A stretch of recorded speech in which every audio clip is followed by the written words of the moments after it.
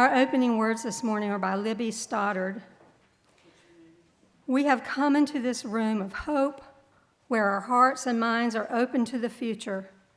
We have come into this room of justice where we set aside our fear to name freely every oppression. We have come into this room of love where we know that no lives are insignificant. We have come into this room of song where we unite our voices in the somber and the beautiful melodies of life. May it be so.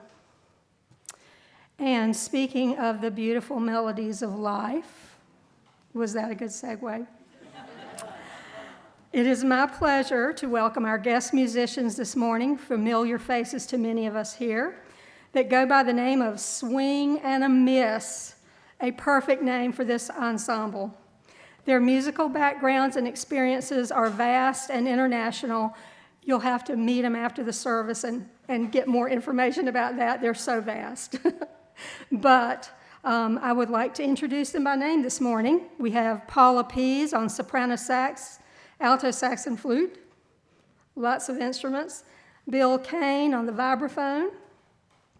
We have Rick Mosley on bass, and Dan Flanagan on the drums, and Bill Prince on the piano, on the keyboard. So, these talented folks will play a second selection for us later in the service, and then they'll delight us with a mini concert after the service this afternoon or this morning at about 11:45 here in the sanctuary. So be sure to grab some refreshments and stay for a bit to enjoy some great music. So, let's begin our service this morning. We will hear Dream a Little Dream of Me, Swing and a Miss.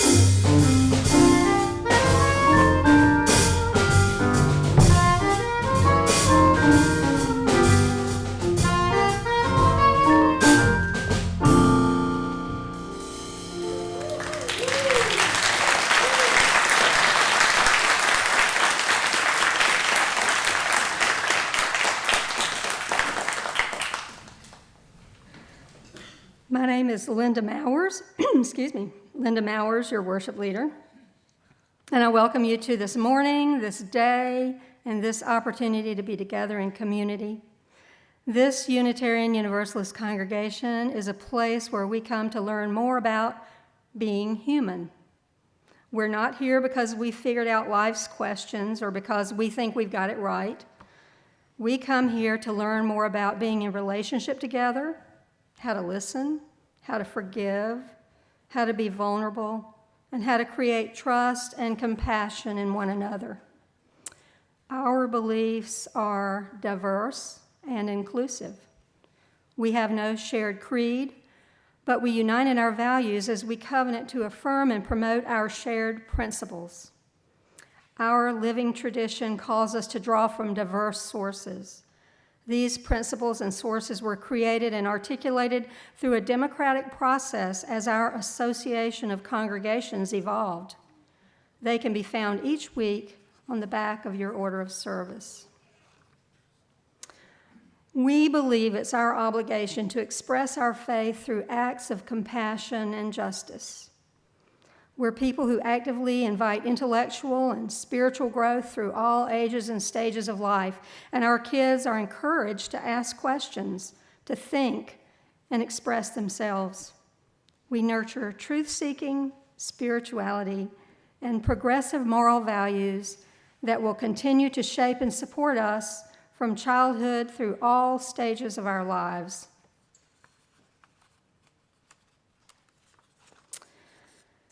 If you are a visitor today, we welcome you as our guest and encourage you to stop by the welcome table at the front by the door, where you will be greeted and invited to help yourselves to information about our church and our denomination. We hope that you will fill out a name tag so that we can greet you by name. And our folks at the welcome table, as well as many of our members here, particularly those who have a sticker on their name tag that says new, ask me. They're glad to answer your questions and assist you in any way.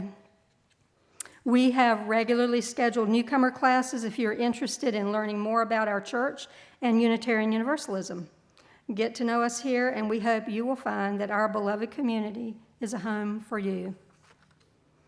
I would like to bring everyone's attention to the information about upcoming events in your order of service on the church bulletin board, website, our newsletter, and our weekly bulletins.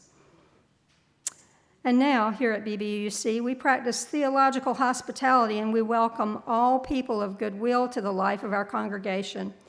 Since Unitarian Universalists don't have a creed or dogma, what holds us together as a community is covenant.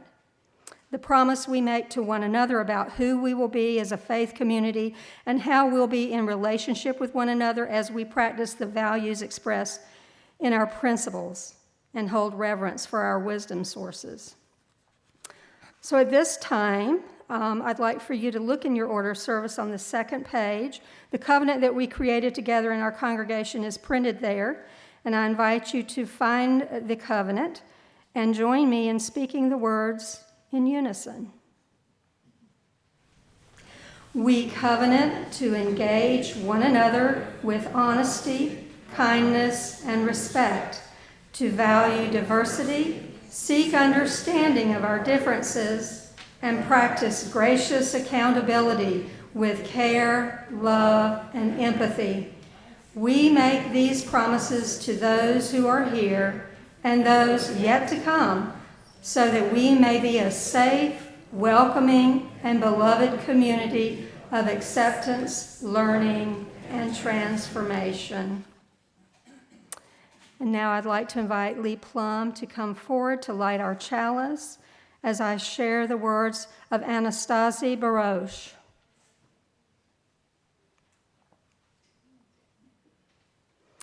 As we light this flame of hope, may our congregation become a kaleidoscope of souls and people.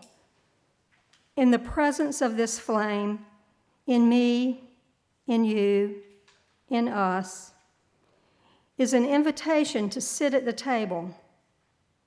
May we tend our soul fire through these challenging and trying times to open the hearts and minds of all who enter our doors.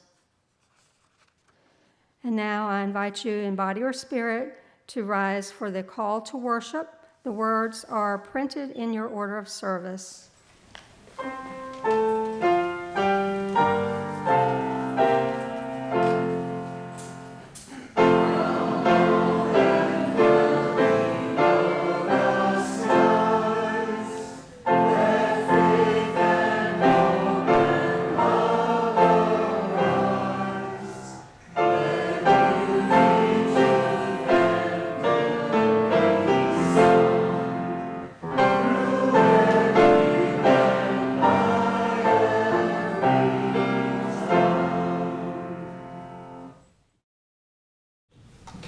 This is really an appropriate tune to do at this time, considering our recent history here with the hurricane and all this other stuff. These musicians have been everywhere around the world, and it reflects a lot. Anyway, and we all know that Louis Armstrong had a great recording on this, and what a lot of people don't realize is it was recorded way back in 1967, and it didn't go anywhere until the 1988 movie, Good Morning Vietnam, remember that? And it was used in that soundtrack with Louis Armstrong, and that made it a huge hit. The sad part about this is that Louis Armstrong had already passed on, so he never found out about the success. Anyway, here is our version of What a Wonderful World. And I may ask you to help me a little bit with some of the lyrics here. Here we go.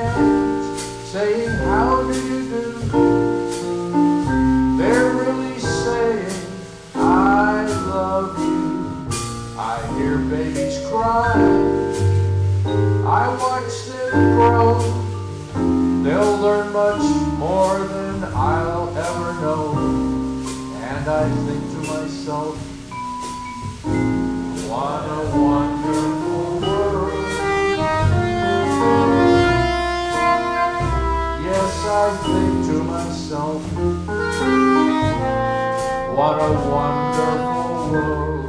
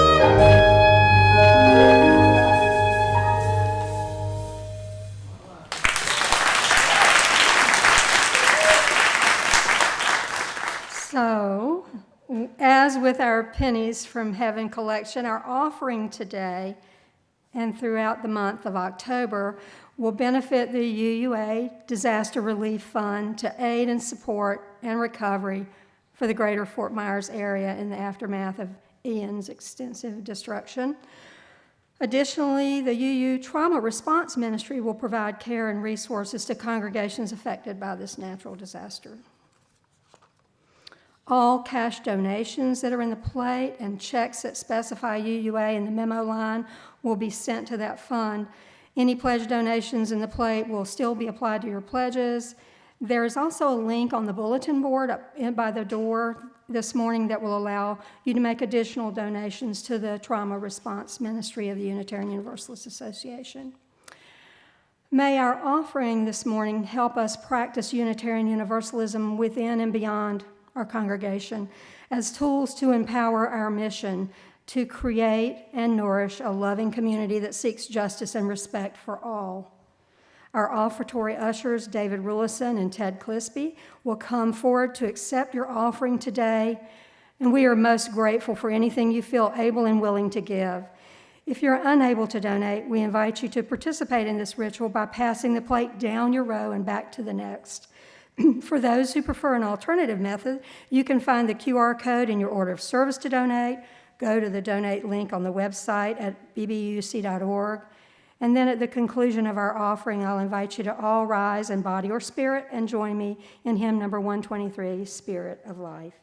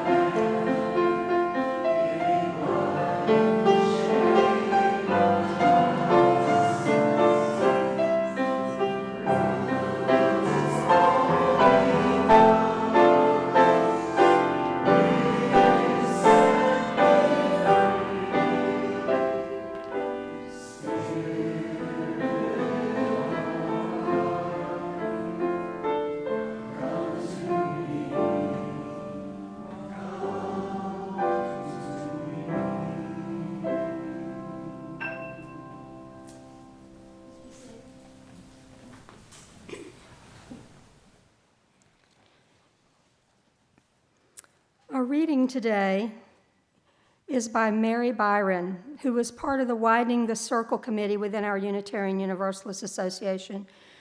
Some of you have heard about it, and some may hear about it soon. And the reading is as follows. My UU faith has been an important part of the spiritual journey of my life. I believe in our principles and our way of expressing them publicly, advocating for the world of justice, equity, and compassion we know is possible. And we know this world is not yet here, which calls us unto doing the work that is needed to create it. This is one part of why I do anti-racism work. It may be a simple statement to say my faith calls me into action, and it is sometimes not so easy to live. As a white person, I have needed to do a lot of deep spiritual work on myself. Unlearning the ideas of supremacy that I've absorbed from our culture is so much harder than learning about injustice. Yet I know we won't move away from our comfort in white supremacy until we unlearn and dismantle it in our lives. Arundhati Roy said, quote, "The trouble is that once you see it, you can't unsee it. And once you've seen it, keeping quiet, saying nothing, becomes as political an act as speaking out. There's no innocence. Either way, you're accountable." End quote. When I moved past claiming my innocence in building these systems and denying their racist intent to see them, really see how they operate, I couldn't unsee their injustice.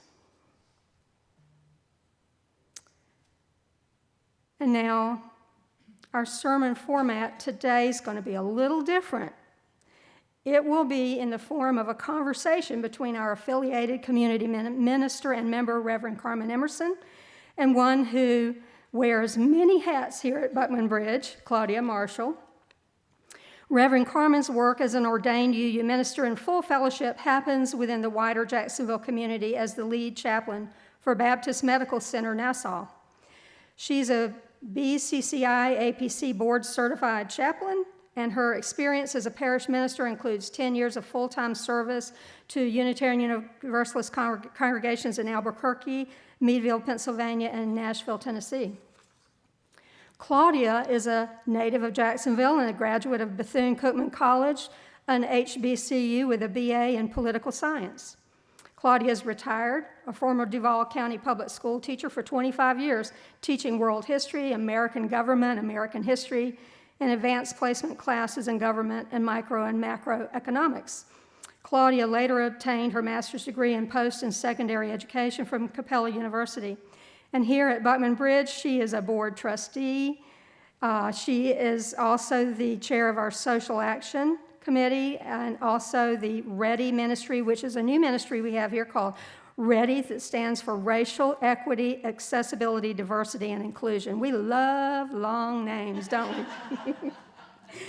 And she's a worship leader on the worship team. So I invite both Claudia and Reverend Carmen to come forward to our bit of a different pulpit this morning for this special sermon. If not, then who? If not now, then when? Good morning, everyone. So this is a little bit of a different format because Claudia, what we have tried to do in the 20 minutes or so that we have to do this conversation, we have condensed hours and hours and hours and hours of conversations into the format for this service. And because we both can go off on mighty tangents, we are using a manuscript to kind of keep us in order. So thank you for your indulgence as we do our conversation from a manuscript. And Claudia knows I'm a big old UU nerd about history and polity and theology, so I'm so happy that I get to talk about that stuff today. So I'll open with this question. Claudia, did you know that in the 61-year history of the Unitarian Universalist Association, our principles and sources have been changed only 3 times? And it has always been a very fraught process. In 1960, when the Universalist Church of America and the American Unitarian Association were planning for merger, the original statement of principles was so contentious, and by the way, contentious around the language of God and Jesus, that crafting our first set of principles almost, and this is a quote, derailed our first merger. It almost didn't happen because we were so nervous about declaring what our values were and what we stand for and what we were going to do. Wow, that might explain why some people might feel like change is the last thing we ought to be doing, especially on the heels of a pandemic. It might feel like the ground might be slipping from under your feet. I wonder how born UUs felt. So we are a denomination with more come-inners than with cradle-to-grave UUs. How many people here are lifelong UUs? Do we have any of those? A few? Wow. Yay for the back row. Okay, good. So, but there are, as you can see, just demonstrating that today, there are more come-inners than there are cradle-to-grave Unitarian Universalists. But one lifetime Universalist that I know, Miss Frances Kennicott, actually remembers when the merger happened. She said that her mother shook her head and said, "Lord, we are never going to be the same." And then Miss Frances said something really inspiring to me, and I hold on to this. She said, "You know what? We were not the same, but we had to change. It's hard to change, but we had to change, and we have to change now." So we had principles in 1960. When were they changed again? It took 25 years because we take our time. So it took 25 years to change those. Here's the reason. 4 of our original 6 principles used very male-centered language to talk about our holy relationships with one another, with the sacred. It was love to man, the dignity of man, ideals of brotherhood, men of goodwill. So, no surprise, the UU Women's Federation said, we're going to change this. There was congregational engagement. There was study. Of course, there was lots and lots and lots of arguing and wordsmithing, believe it or not, to revise those principles with gender-inclusive language. So then at our 1984 and our 1985 General Assemblies, Article 2 of the UUA bylaws and rules were amended to include that revised gender-inclusive language. By the way, if you don't know this, because I hope you guys are not the UU polity nerd that I am, I hope you have more full and richer lives. But it takes 2 consecutive years to change our bylaws. We have to vote on it 2 years in a row, and the principles dwell within Article 2 of the UUA rules and bylaws. So when you hear us talking about the Article 2 Commission, that's what we're talking about. That's where it says we covenant to affirm and promote these principles. So they changed it. They changed the language. They added the 7th principle at that time. And then 5 out of 6 of our wisdom sources were also added. Guess what? It took another 10 years to add the 6th wisdom source. That's our earth-centered traditions that happened in 1995. Wow. I hope that was a more smooth process. Yeah, keep hoping, friend. Yeah. Because change is really hard for us, even though our UUA bylaws and rules require us to review our purposes and principles every 15 years or so, so that they do not become creedal. I mean, we change on purpose because we do not want to be creedal. So we are actually several years past due for a revision and update. A lot of smart, passionate people worked in goodwill, even when they disagreed, to amend Article 2 to bring us the principles and sources that are so familiar and meaningful to us today. Now, we have engaged, and we are engaged now in this same process about possibly adding an 8th principle. As Ms. Frances said, we have to change. It's what being a living faith tradition means. Well, how and who changes Article 2, by the way? So we do. We change it as free churches and member congregations of the UUA. That process reflects both our congregational polity and the democratic process that's lifted up in our 5th principle.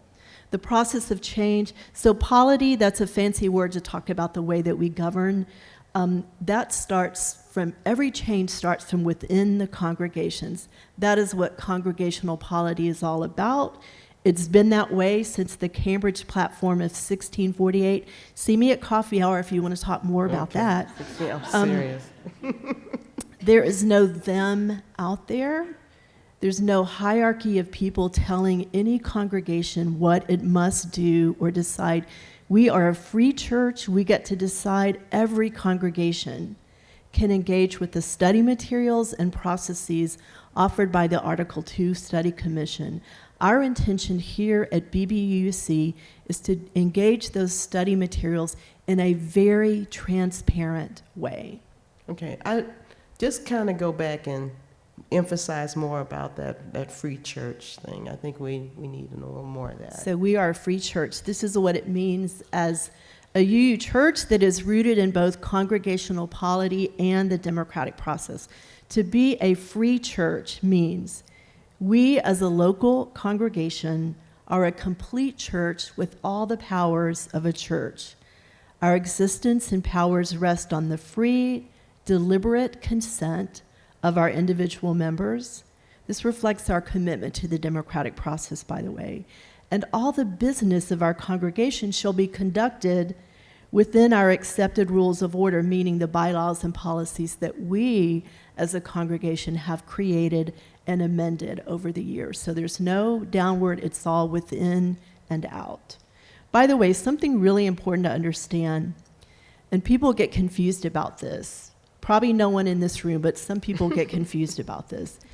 The democratic process does not mean that every person gets to vote on every single decision that needs to be made by the church. Every single person does get to vote on our bylaws, any amendments that are made. We have requirements for that. Mm-hmm. They vote on our board, they vote on our budget, they vote on calling a minister. Decisions are made by our elected leadership in service to our mission and our ministries and in accordance with our bylaws and policies. We have to trust our board members to have fidelity to the work that they're charged to do, including passing and administering that budget, creating policies that support our mission, proposing bylaw amendments as needed for congregational health and for us to vote on, and supporting religious leadership in the ministries and programming of our church. Does that answer your free church question? Yes, Okay. It does. Okay. All right. Now I gave you some time to be your nerdy UU self, but sometimes this eighth principle thing seems to be such a hard conversation for some UU churches, including ours. It is a hard conversation, but faith is not facile. Faith isn't an easy thing always. It is a hard conversation. Over 200 of our UU churches have very enthusiastically embraced the process of talking about the eighth principle. Many of them have already declared their support for it. Others have not. But I wonder, why do you think, Claudia, that we are so discomforted and challenged by this conversation? Well, I think that we got bad information, misinformation that started circulating, and it caused a lot of anxiety among people. The worst thing I've ever heard is that there will be accountability squads, that there will be a caravan of black people coming to check people on their racist behavior. And it seems sometimes I think that some people will think they'll lose power, or, that equality means that there'll be scarcity, in resources and that kind of thing. And that always makes people feel icky. Icky and anxious. So it's very interesting to me that you talked about the fear of power and fear of resources, because there's another group that I'm a part of, an ecclesiastical clergy group, and we were having this same conversation about resistance to certain kinds of anti-racism work and language within their congregations. And one of the ministers said, "My people," this is a quote, "my people are afraid that if black people get equal power, then suddenly they, my white congregants, will be treated as badly as people of color have been." One of those times when the quiet part was accidentally spoken out loud, right? Mm-hmm. And then at the same conversation, another clergy said her people are afraid of dwindling resources if systems of white supremacy and institutional racism are dismantled. Again, the quiet part spoken out loud. I couldn't believe that they actually admitted those things, but it was very helpful for having an honest conversation, especially later when I checked in with one of my colleagues at the table. She's an African-American chaplain. I confessed my surprise, and she was like, "Why are you surprised?" Right. I sometimes wonder if we're going to be able to have an honest conversation about racism and systems of white supremacy. Again, so much fear, so much misinformation. So misinformation spreads quickly because fear is contagious. People are afraid of being told that they are not good, that we are not good, that our efforts don't matter, and that we must feel guilty or ashamed of being white if we're white. And we so want to be good people practicing our faith in meaningful ways. We want our good acts and our good intentions to count for something. So my experience in UU congregations is that people are afraid of being called a racist. I remember my first UU anti-racism workshop in the early 1990s. It was, I think the program was called Jubilee World. Maybe someone, I don't know if anyone in here remembers that work, but it was called Jubilee World. And a black member of the congregation, this was in Orlando, shared his experience about being in the congregation, one of the maybe 2 black people in the congregation. And suddenly it was so weird, like there was an older white man who just stood up in the middle of everything and yelled, "Don't call me a racist." And we were all shocked, like those words had not been said, no one had implied that. But that was his visceral reaction to the conversation. No one has or will do that to anyone else here. It's not helpful or true. It's just mean. Right. But direct and honest conversations about systems of white supremacy land that way to people. And we want the language to be softer so that we can ease into the work. We definitely don't want to be called racist or white supremacists. It's offensive because we picture people who have done horrible, violent, cruel, hatefully racist things. We haven't done those things, and we don't want to be associated with those things. And many of us have worked to actively change things. Exactly. So our defenses get triggered, our hackles rise. We want to begin sharing our litanies of all the anti-racism work we've done. We want to be the not me, share all the anti-racism work we've done over the years to prove that, well, I'm not racist, and therefore I'm not a part of the problem. Right. So when there is misinformation and fear, we need to call each other in rather than calling each other out. And that's what the phrase gracious accountability in our congregational covenant means to me. A covenant, by the way, that was created and voted upon by our whole congregation here. I think there's also, that covenant is also a healthy reason to engage in a transparent study process to counter misinformation and fear with facts and possibilities. Well, systemic racism just hurts everybody, women, just all kinds of people. And I was trained as a teacher that, that we just need to learn. We had to accommodate how people learn. Everybody's not the same. Everybody doesn't learn just by reading something. Sometimes we experience things in a different way. So we kind of had to get the information out. And that brought about a little bit more equity and just, so I kind of approach the, anti-racism work that way in this same kind of way. And the problem is that, the problem is that it still exists. UUs of color have been trying to get, our attention about this for a long time.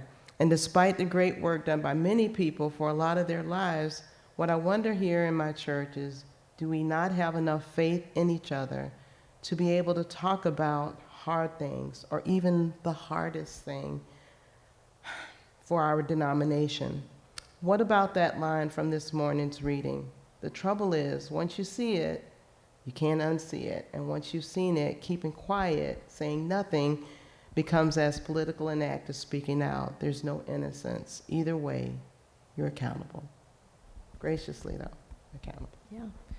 We are really resistant to the idea of accountability, and I think that's one thing that attracts us to UU is we know there's not going to be those creedal kind of judgments, but we're still resistant to accountability, and I think that gets to the heart of it, Claudia. I am not accountable for choices made by others that have inured to my benefit, but theologically, morally, ethically, and practically. I believe that I am accountable to recognize my privilege and my power and to use them in ways that make things better for everyone, not just for me. So to be afraid of saying systemic racism or white supremacy culture, I think reflects the same kind of fears that we see in those who want to ban books or mentions critical race theory and the history of that in our country, or even say the words gay and lesbian. We shake our heads at those fears, but we wrestle with our own fears. You and I have had some pretty intense one-on-one conversations about personal racism, about institutional racism, systems of white supremacy. There have been, frankly, some delicate and hard moments in our conversations, including conversations about accountability. I wonder, why do you think we have been able to do this? Well, I guess, I always think about that when we met, I don't know, it was during the pandemic, so it was just, I don't know. I was kind of like, I got to be a kind of authentic person. I just can't be, I'm not going to be fake or anything about anything. So, and then we found out we had so much in common, and it's been so helpful. It works with people, I think, that don't feel like they have to defend the past or glorify it, and we've come together, all of us, on the basis of friendship and making the world good for all people. Carmen, can I ask you a question, though? Why does it matter to you to do this work as a UU, and that we engage in this eighth principle work as a UU congregation? So, speaking only for myself, I'll say this: to me, it is a matter of integrity. If I'm going to live my UU theology with integrity, then I think I have no choice but to engage in this work, to get beyond my individual fears or defenses or resistance. It's not about blaming anyone. It is about saying systemic racism exists, systems of white supremacy, and what that means is centering the experiences of white people. Systems of white supremacy exist, and they are harmful to collective liberation. So if I believe in the freedom that is at the heart of Unitarian Universalism, I have to believe in that for everyone, not just for people who look like me. So it's important to me because I do believe in a kingdom of God on earth as it is in heaven, a beloved community, and I want to live my UU theology of liberation and inclusion with integrity. I want my values and my actions to be in alignment, and that's why I can't say I can look away. I don't have the privilege of looking away if I'm to live my UU faith with integrity. So what about you, Claudia? Why is it important to you? Well, I primarily feel that the only way out of this is through that we avoid these conversations. We'll miss our destiny. I want people to know that we are living in the pain of avoiding the conversation. Our histories are not told, hiding the truth, denying people freedom, not educating them. This just can't be good for us, How are we going to get this done? Every movement that I've ever understood has had some kind of pushback, some kind of resistance, and this is our time to kind of come forward and just make it straight and make it right. If not now, when? If not us, who? So for my part, Claudia, what I've tried to do is realize what is mine to do, and the first thing that is mine to do is to listen to what UUs of color tell me is their lived experiences. No matter my good intentions, no matter my education and training, no matter my history in engaging in anti-racism work, if I cannot listen to you without getting defensive or arrogant when you say, this is my actual lived experience as a Black woman in America, as a Black teacher in the Duval County school system, as a Black UU and a Black UU in this congregation, if I can't listen to you without my defenses or arrogance saying, well, no, that's not true, then I'm already not engaged in the work. It doesn't matter how much I've done, because I'm still in that place where I center my privilege and my good intentions, my defenses, my proposed solutions over and above your actual lived experiences. And that doesn't change anything except perhaps your ability to trust me as an ally and a friend. Well, I know I found UUs can be prickly. And there will be people, who want to argue and wordsmith and talk about the other side of things. What do we do about that or do with that? So we've got at least 2 years of wordsmithing to go. I would say let's not wear ourselves out in the first few months. I'm going to leave that to the GA delegates who go deeply into the work. Because truthfully, I'll say this, I have heard that too, well, we want to hear the other side of things, and I don't understand that.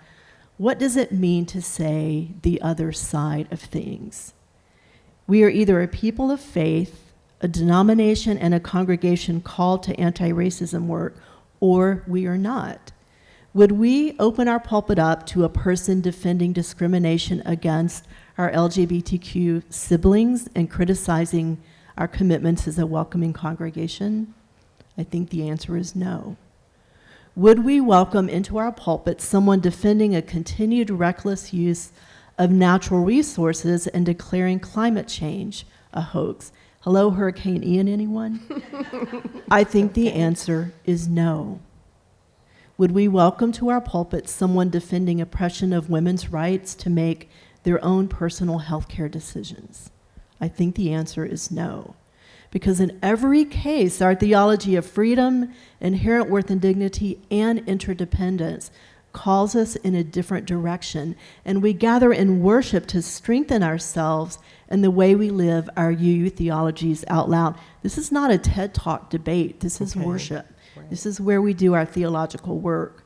Now, true, there are multiple ways to do anti-racism work, and I hope we're going to continue to do that.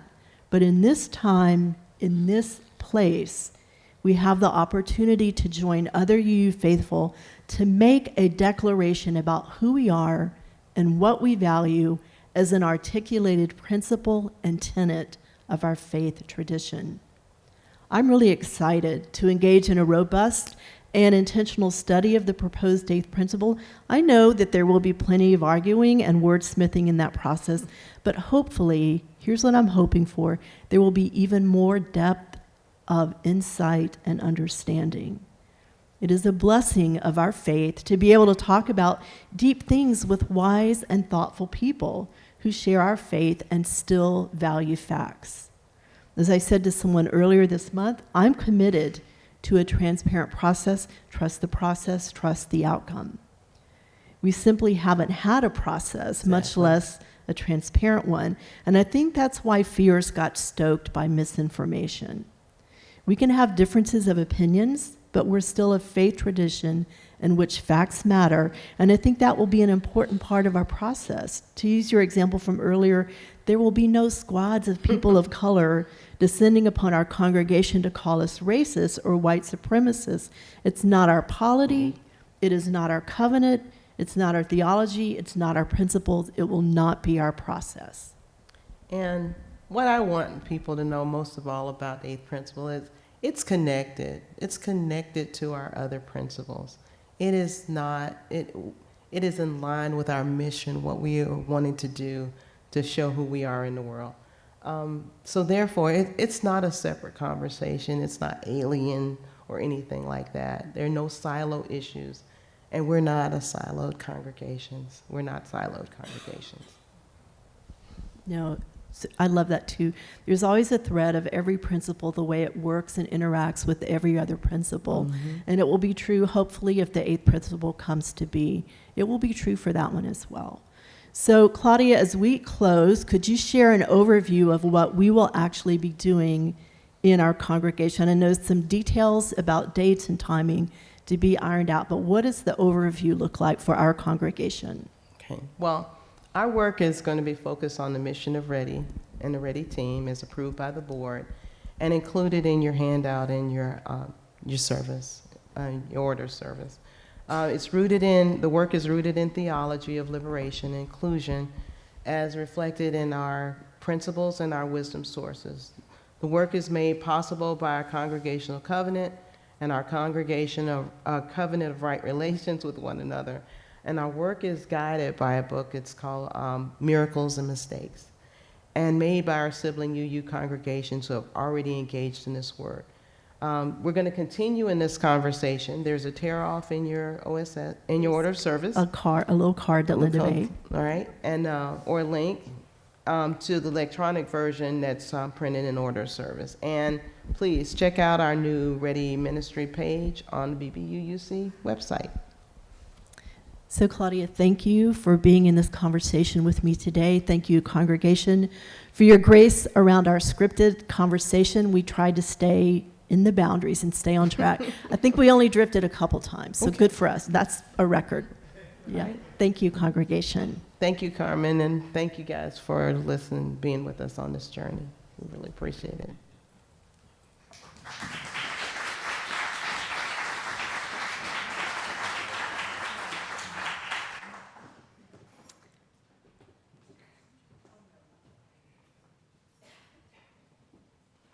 So I invite you now to turn in your gray hymnals to hymn number 34 and join me in singing all 3 verses, though I may speak with bravest fire. Please rise in body or spirit.